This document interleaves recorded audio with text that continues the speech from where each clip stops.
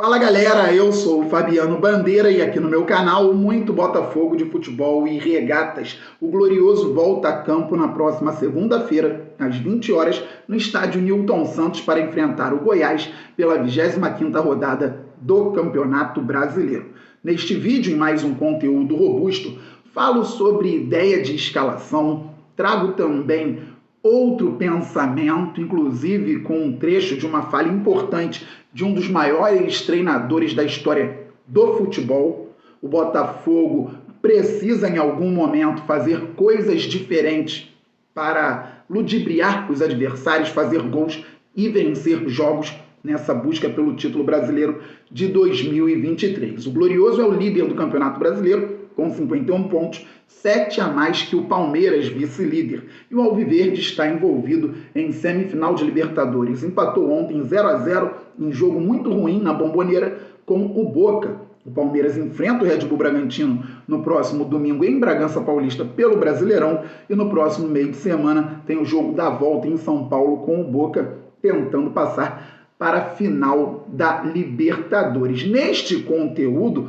falo também sobre o vice-líder do Campeonato Brasileiro que não aproveitou da melhor maneira a oscilação do Botafogo. Então, que o Glorioso volte a estar completamente focado, vença os jogos e se aproxime do título, galera. No fim, para quem dá moral, aquele golaço do Fabiano Bandeira na Copa Sérgio na última terça-feira pela Rádio Globo CBN contra o Lance Transamérica. Se inscreva por aqui. É simples, rápido, fácil, grátis. Tem um botão embaixo do vídeo, inscrever-se. É só clicar e fazer parte desta família maravilhosa que torce para o Fogão e acompanha o canal diariamente. Já é inscrito? Traga novos inscritos. Pode falar que aqui tem análise tática, opinião, informação, bom humor, debate, live e muito mais. Vamos passar, galera, dos 46 mil inscritos. Depois vamos muito além, pois o Glorioso é gigante. Deixa o like, isto é fundamental para o crescimento do canal. E ative o sininho para que você receba as notificações de todos os vídeos e todas as lives aqui do canal Fabiano Bandeira. Falando em live, ontem conversando ao vivo com a galera, disse que o Botafogo poderia ir a campo com Lucas Perry no gol, de Plácido na lateral direita, Adrielson e Cuesta na zaga e o Hugo na lateral esquerda. Marlon Freitas, Tietê e Eduardo no meio campo, Júnior Santos na ponta direita, centroavante Tiquinho Soares e na ponta esquerda o Vitor Sá, com Gabriel Pires pronto para entrar a qualquer momento, com Luiz Henrique pronto para entrar a qualquer momento, com o Segovinha pronto para entrar a qualquer momento, com o Diego Costa pronto para entrar a qualquer momento. Esse é um time forte, com jogadores que precisam retomar a confiança. Venho falando isso durante a semana. E nada melhor que um jogo com casa cheia, após um treino aberto, após uma bela recepção, após uma festa maravilhosa da torcida, para os jogadores recuperarem a confiança. Então, o Cuesta pode melhorar, o Marlon Freitas pode retomar a confiança, o Eduardo pode voltar a jogar bem, o Júnior Santos pode voltar a ser aquele Júnior Santos do início do primeiro turno do Campeonato Brasileiro. E assim o Botafogo pode ser muito forte com o Tiquinho Soares já mais pronto depois da lesão que teve e da recuperação. Só que tem um detalhe. O próprio técnico Bruno Lage já identificou que as equipes agora sabem como o Botafogo joga. E fica muito mais difícil, porque o Botafogo é o líder disparado do campeonato. É o time a ser batido. É o time visado por todos. Então, o próprio técnico Bruno Lage tem que desenvolver ações para que o Botafogo consiga mudar em alguns momentos e surpreender os adversários. E os jogadores precisam absorver bem as ideias e precisam colocar tudo isso em prática.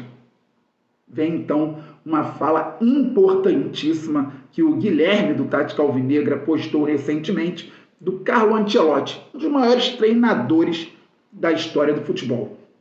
O Ancelotti disse o seguinte há alguns anos, mais precisamente em 2016.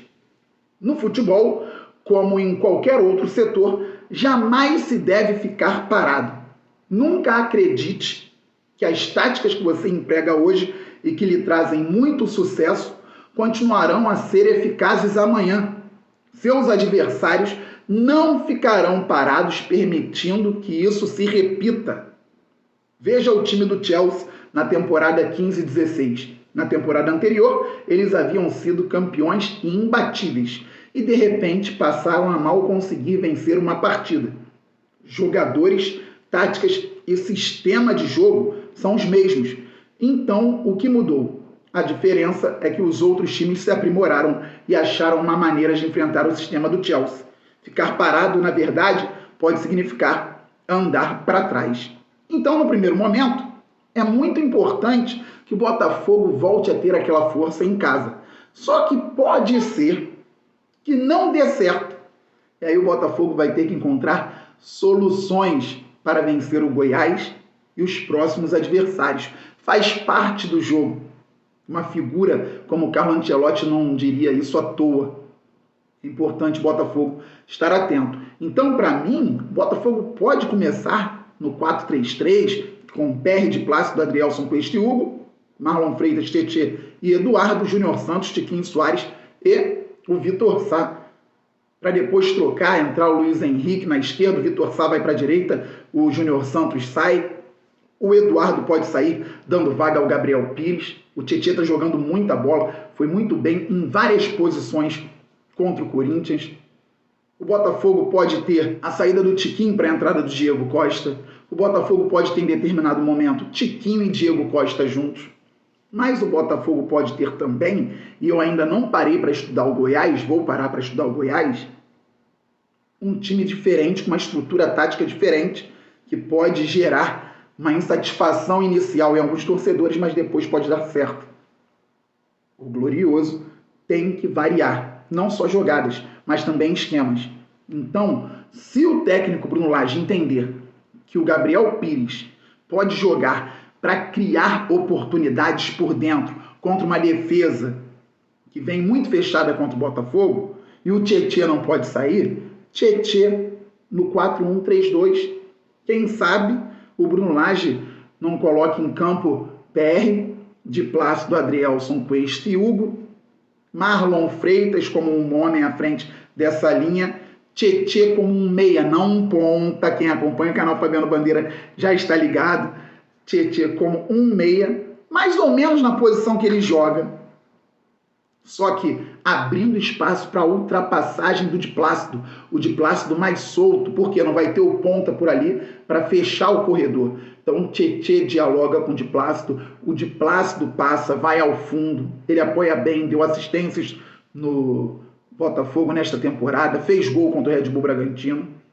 Então poderíamos ter o Marlon à frente da linha de zaga, Tietê na meia direita, o Eduardo como um meia atacante, Gabriel Pires na meia esquerda, Vitor Sá, segundo atacante, Tiquinho Soares como centroavante. Na hora de retornar, quando o Botafogo for fazer as linhas de 4, as duas linhas de 4, aí sim, você tem a primeira linha com de Plácido, Adrielson, Cuesta e Hugo, a linha de meio com o Tietê voltando pela direita, bem aberto realmente na hora do retorno, e ele sabe fazer isso tranquilamente. Por dentro, Marlon Freitas e Gabriel Pires, voltando pela esquerda, o Vitor Sá, que é um extremo que retorna e sabe fazer bem. Mais adiantados um pouco, Eduardo e Tiquinho Soares. Encontrar soluções.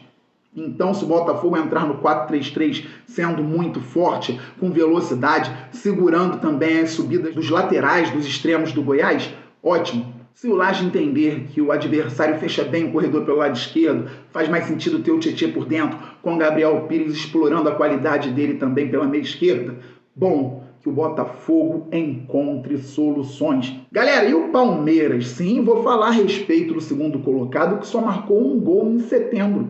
É isso mesmo, o Botafogo também só marcou um gol em setembro, jogou menos que o Palmeiras, menos partidas. O Botafogo perdeu por 2-1 para o Flamengo, no dia 2 de setembro, o Botafogo perdeu para o Atlético Mineiro por 1-0 no dia 16 de setembro e no dia 22 perdeu para o Corinthians por 1-0. Desde a lesão do Dudu no jogo do dia 26 de agosto contra o Vasco da Gama, que o Palmeiras venceu por 1-0, o Palmeiras só fez um gol É isso mesmo, galera. O Botafogo oscila, o Palmeiras não aproveitou. Que o Botafogo não oscile mais. O Palmeiras fez um gol nas últimas 5 partidas, nos acréscimos contra o Goiás.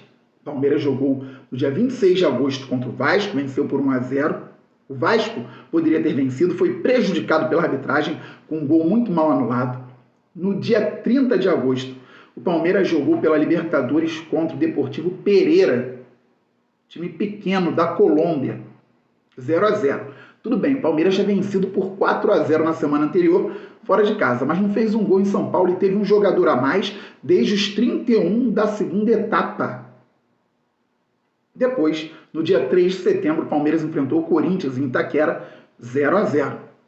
Então, no dia 15 de setembro, o Palmeiras venceu o Goiás com gol aos 51 do segundo tempo, 1-0. Também com o Goiás com 1 a menos durante muito tempo e tendo sido prejudicado pela arbitragem. O único gol do Palmeiras nos últimos 5 jogos. Depois, o Palmeiras, no dia 21 de setembro, perdeu para o Grêmio por 1-0 fora de casa e ontem, 28 de setembro, 0-0 com o Boca. O Palmeiras não vive um grande momento. O Botafogo tem 7 pontos a mais, caiu um pouquinho, mas se o Palmeiras estivesse bem, poderia ter complicado o Botafogo. Só que o Palmeiras está com a pontuação normal para essa rodada de vice-líder, 44 pontos historicamente. O Botafogo é que fez muito no primeiro turno, fez história. Só que a história mesmo tem que ser concluída com a taça, com o caneco, senão não vale de nada. E isso que esperamos. E é claro que o Botafogo também tem que ficar de olho no Grêmio, que joga amanhã às 16 horas contra o Fortaleza, em Fortaleza, e o Fortaleza, caramba, Fortaleza. Vocês entenderam? O Fortaleza, para falar mais uma vez, está focado nas semifinais da Sul-Americana contra o Corinthians. O Red Bull Bragantino enfrenta o Palmeiras, pode vencer em Bragança, então vai diminuir a distância do Botafogo. Aí o Botafogo tem que vencer o Goiás de qualquer jeito para aumentar novamente essa distância. O Botafogo entra em campo na segunda-feira tendo 6 pontos de vantagem ou 4 pontos de vantagem para o vice-líder. 7 pontos não vai ter porque Palmeiras e Bragantino se enfrentam, então matematicamente isso vai cair. Mas o Botafogo pode aumentar essa vantagem ao fim da rodada, vencendo o Goiás. Isso é extremamente importante. Falando em vencer, infelizmente não foi o caso da Rádio Globo contra o Lance Transamérica. Precisávamos muito da vitória. Eu comecei no banco, tomamos 1-0 de bobeira, discutindo, nosso time era melhor. Tomamos 2-0, então eu entrei. Fiz um belo gol, que vocês vão ver agora. Marcelo corrige, carrega pelo meio, abre bola com o Fabian. Feito! Gol!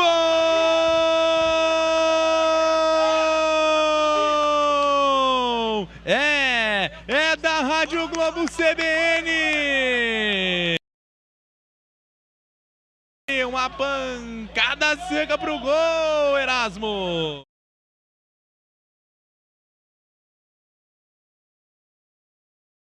Depois o Brownie empatou 2-2, viramos o jogo 3-2, eu entrei, não saí mais, realmente joguei muito bem. Tomamos um empate 3-3 pela necessidade da vitória, nos mandamos para frente. O jogo acabou 6-4 para o Lance Transamérica. Mas deixo até vocês com a palavra do Léo Pinheiro, jogador do Lance Transamérica, grande parceiro que me deu uma moral e vocês vão entender que aqui é qualidade. Estamos juntos, galera. A qualquer momento eu volto. Saudações alvinegras, aquele abraço. Valeu, fui. Do outro lado a gente tem, porra, o Fabiano, que é um cracaço. Tem o Brownie também, que é um cara que incomoda atacante. Vou falar aqui com o Fabiano, da equipe da Rádio Globo CBN. A equipe acaba ficando numa situação bem complicada, na Copa Sérgio. E ainda assim tem jogos para poder cumprir na Copa Sérgio. E como é que você vê essa partida de hoje, né? Um jogo bem movimentado, a equipe chegou a empatar, mas não conseguiu sair com a vitória. Estava conversando ali agora com a galera, respeitando muito o time da Transamérica, muito bom. Mas nós falhamos muito quando não poderíamos, né? Estávamos bem no jogo, tomamos 2 gols, retomamos, conseguimos virar a partida e tomamos o empate novamente. Aí a questão psicológica, junto com a questão física, né? Ninguém está tão preparado assim fisicamente, pesou muito e a Transamérica soube aproveitar. Quero até aqui, pouca gente fala sobre isso, mas hoje a arbitragem ficou muito bem e quando você perde, você justamente não fala. É importante. Então, assim, foi um jogo muito bom, a arbitragem foi muito bem, o time deles também. Poderíamos ter vencido, eu acredito que deveríamos ter vencido, mas bola pra frente e vamos pra cima. É isso aí, obrigado, Fabi, tamo junto.